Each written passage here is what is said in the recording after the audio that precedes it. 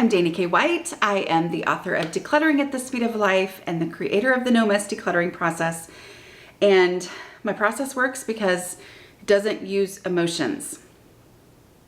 But what I'm going to talk about today is something that's bringing out all the emotions in me. But I'm trying to look at the bright side of the fact that I am going through major life changes with the acknowledgement that that gives me freedom to let go of some things from my last phase of life. So I now have all college age kids. What? Like, what in the world? My daughter graduated from high school in May, and as of the time when I'm recording this, I'm not sure when it'll go out, she's about to leave for college. And yes, I have absolutely cried every day for the last 3 days, but whatever. It's a natural phase of life. I'm super excited for her. I'm excited about our next phase of life as well as empty nesters. It's just it's life happens, right? Like, it keeps going, and I want it to keep going because the alternative is not good. So I am embracing this next phase of life, even though it's really, really hard. So there are some things that I'm like, I'm not ready to deal with that yet. But I just today realized, oh, you know what? I can finally get rid of my mum making supplies. And those of y'all outside of Texas don't even know what I'm talking about, but I'll explain it. But it just hit me. I'm like, you know what? There are some things that I'm ready to let go. And so as I'm in this transitional phase of life, it's a good time for me to think, okay, what are some things that I don't need anymore because I am moving into this phase of life? Okay, so I just have a couple of examples. So these are actually the two that I kept, but about a month ago, I was very happy to get rid of, I would guess, 15 spirit shirts, t-shirts from my kids' school that we had collected over the years of, buying them for every fundraiser and having them to wear at all the football games and different activities. And, there were years there where we had kids doing football and basketball and everything. I mean, we dressed in school colors. And as my daughter said, when we were going shopping, she said, I'm not going to wear anything in that color for at least a year. She's just decided, I will not put anything on that is that color, because it felt like we lived in that color for probably 10 years, So I was ready to get rid of things. So that was one of those things where I was like, oh, now I kept a few. I kept some super meaningful ones, the ones that had my kids' names on them. I kept one that was my favorite that I'm like, you know what? I will actually wear that if I ever go to an event at some point and need to, show my town spirit. But that was actually something that I was free to let go. And it was kind of a big chunk of my wardrobe that I was able to stick in a donate box pretty quickly, right? Okay, next, as I said, here's a little cultural lesson for you. This is what I just stuck in the donate box, which is what triggered me thinking, oh, I could do a video about that. Mums. These are fake. Oh, that one has some sort of thread on it because it was in my crafty stuff. This is a fake chrysanthemum. Okay, we call them mums. Here are the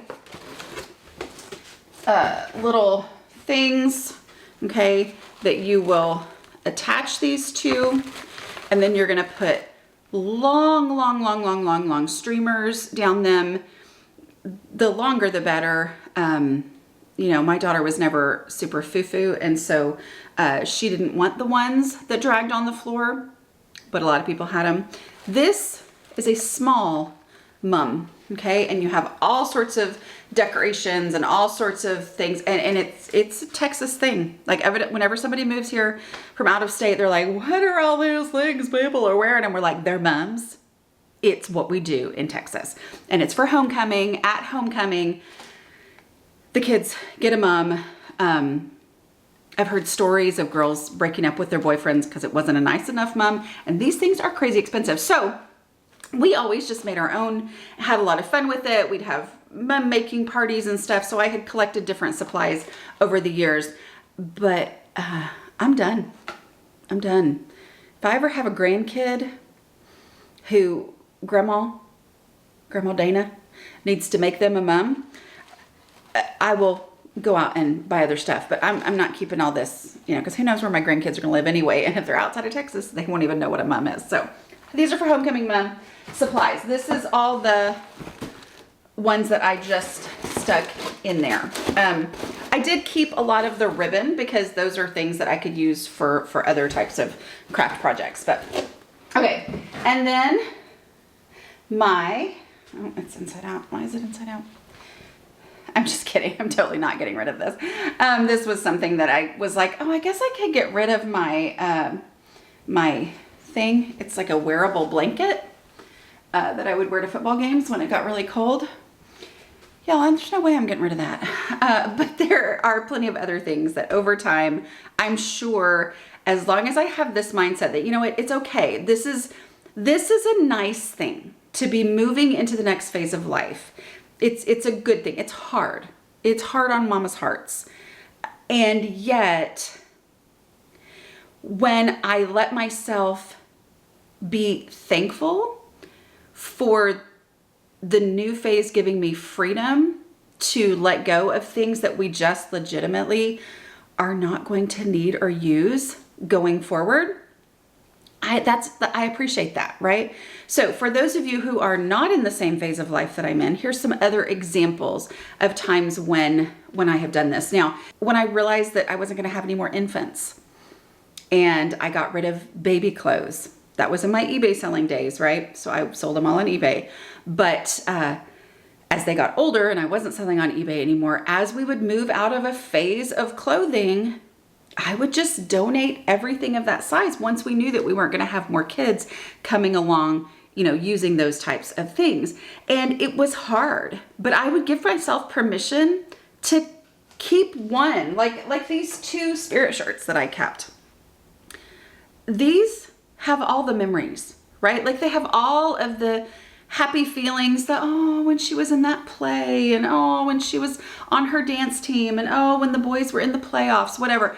Like all of those feelings come from just these few items. I don't have to keep every single spirit shirt that we got for whatever different event or thing that we were involved in.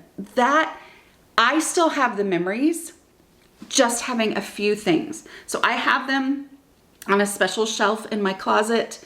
They're just there by themselves. I look at it and I'm like, oh, those are my spirit shirts. But also every time I look and see that there are only, I think there's technically 4 up there now, I'm like, but I got rid of a lot of them. And it's a good feeling. Okay, so I have all of the positive feelings, but I don't have the negative feelings of, oh my goodness, there's so much of these things. What am I going to do? I let myself keep just a few. The mum making supplies. We have actual mums because they're fake. They last forever. We've kept those, the ones that we did actually make over the years. I don't actually need to keep all of the supplies and everything that reminds me of that phase of life, because every time I open up my craft cabinet, I look in there and I'm like, oh yeah, mom stuff. Wait a minute, I can just get rid of that, okay? But we have all the positive memories from the actual things that we did keep, right? So keep just enough to be a memory, but get rid of the rest, and then you're not left with a memory that's a negative memory because it becomes a frustration every time you see it and every time you run across it. And sometimes you just, you keep your wearable blankets. I mean, why would you not keep a wearable blanket, right? Okay. I don't know if this was helpful or not, but just sharing a little bit of my own decluttering journey these days. All right, I'll talk to y'all later. Bye.